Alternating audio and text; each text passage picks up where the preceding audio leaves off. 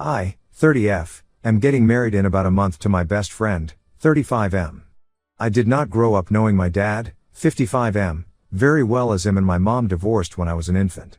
He remarried and had several kids with his new wife, who hates my very existence. There was a lot of hurtful things done when I was growing up, like not being allowed in her house when I visited, that led me to be estranged from my father. He never really made much of an effort, but after I was 18 I completely cut him off for my mental health and stopped answering the few calls he attempted. He tried to get into contact every once in a while over the years, but I honestly just ignored him. I was hurt and angry. About a year ago I got back into contact with some extended family on his side and have been forging a good bond with all of them. I invited them all to our wedding and they have been amazing. Eventually I started speaking with my dad as well back around Christmas, and it was tense at first, but I decided to just give him a chance. We have slowly been getting a semblance of a relationship back, and I saw him in person with my fiancée a couple months ago. His wife is not pleased at all, and apparently their kids, my half-siblings, all adults, are also upset about it. I think there were threats of divorce, but my dad still decided to go to my wedding. After a ton of thought, I asked my dad if he wanted to walk me down the aisle, as I have been hopeful for a better relationship, but he turned me down.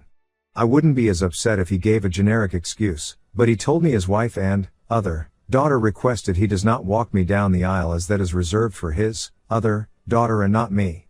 I am super hurt and not even sure what to reply to that with.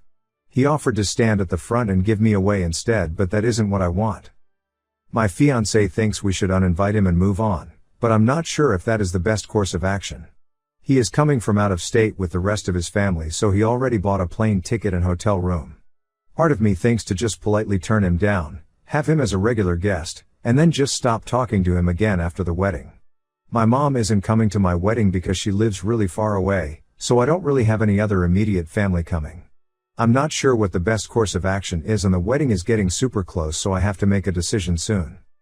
Edit. Wow, this post has blown up. Thank you all so much for the advice and comforting words. To answer some common questions I am seeing, no, his wife and my half-siblings are not attending the wedding. I invited them, but they won't even meet me, let alone go to the wedding. He has 2 sons and a daughter with this new wife, all in their 20s. I am not sure if my dad cheated on my mom with my stepmom. My mom, through all her faults, never actually said a bad word about him. He did marry my stepmom by the time I was 2 years old though, so there wasn't much time in between marriages. They are also very Christian in the worst way, as in they don't really follow what they claim to believe. My mom cannot fly as she has panic attacks. She also is actually a worse parent than my dad in a lot of ways, believe it or not. I have no male relatives to walk me down the aisle. I also never wanted him to give me away, as I think that is dumb. I just wanted my dad to act like my dad for one moment. My fiancé and I have decided to walk down the aisle together as one of you suggested, so that part is settled. I'll update everyone once I decide what to do and if there is any response. Update 1. Hello everyone, just wanted to start by saying thank you so much for your kind words and advice to my original post. It made me feel so much better. We had an amazing wedding and honeymoon. Everything went really well. My husband wants to thank everyone who said some form of listen to your fiancé, haha. I'll start with what happened right after my 30F last post. I did uninvite my dad, 50M, from my wedding. The whole interaction was too hurtful to let go of.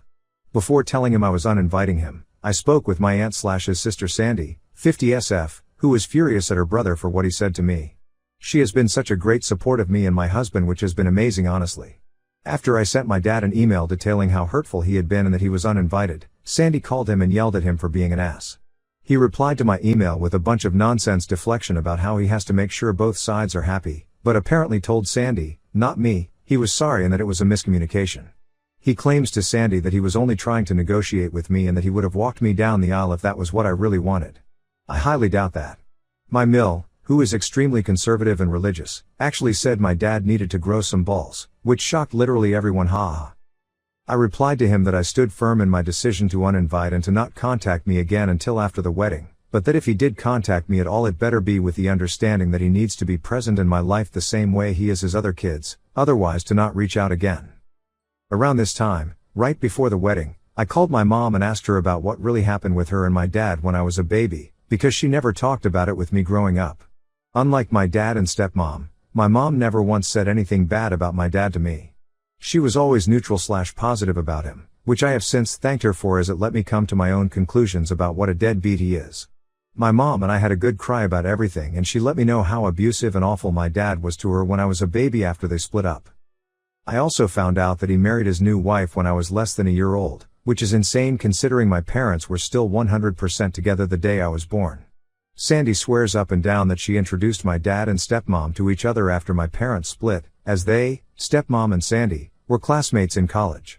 I don't really care either way at this point. It is just interesting to see how no one has a clear idea of what happened. My thought is that they were cheating and then used Sandy to introduce them to cover up their behavior. Keep in mind they are all very Christian, even though they clearly don't follow any of their religious teachings. I didn't hear anything from my dad during the wedding, and Sandy and her family still came. We all had a blast and everyone was so happy for us. The pictures turned out great and there isn't anyone in them that I wish I could Photoshop out, so I definitely knew uninviting my dad ended up being the best decision we could make. I talked to Sandy about my dad over the holidays and she said that him and his wife/kids were refusing to go to any family dinners or parties because they are upset that everyone else talks to me. I have been in regular contact with Sandy, my Uncle Jerry, and all of their kids, which makes my stepmom feel betrayed. Sandy is pissed at her because they used to be friends but never understood what her issue was with me.